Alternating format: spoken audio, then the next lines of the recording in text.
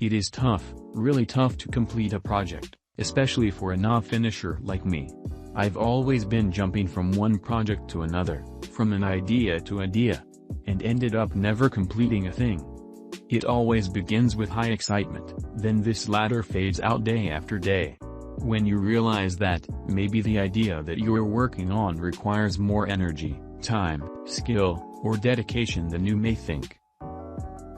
But finally, I've decided to focus on a project until I get that MVP done.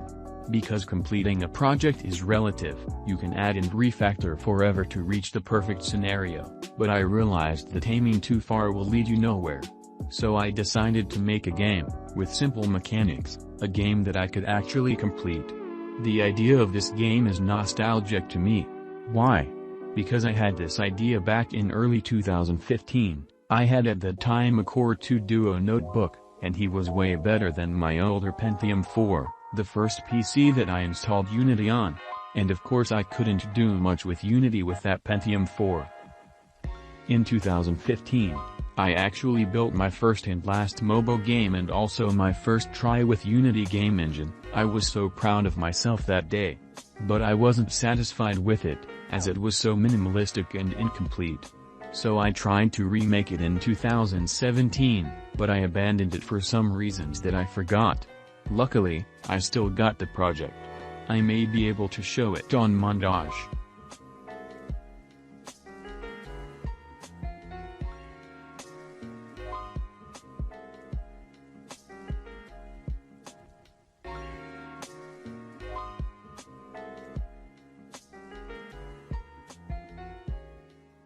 And finally, the final try I gave to this sticky idea of mine. In this year 2022, I think I made the best version that a non-professional like me could do, regarding this game idea. So you may have already guessed the game's idea. Yes, it is a ball that avoids some obstacles by rotating around a cylindric platform. You may ask why I executed the same idea for a game I tried years ago? Well, I'm bad at coming up with good ideas, and I thought it would be an easy one to make for a first MVP. Even as simple it may look like, it took roughly 1 month and a week to complete it. As developers, we always underestimate the graphical user interface, and almost forget about music and sound effects. Actually, for me the hardest part was the GUI, and making the horrible icons you saw in the game. So finally, the most important questions are, is the game fun? No, it is not. It is an endless level-based game with basic primitive shapes. It was fun in my imagination though. What I learned from it.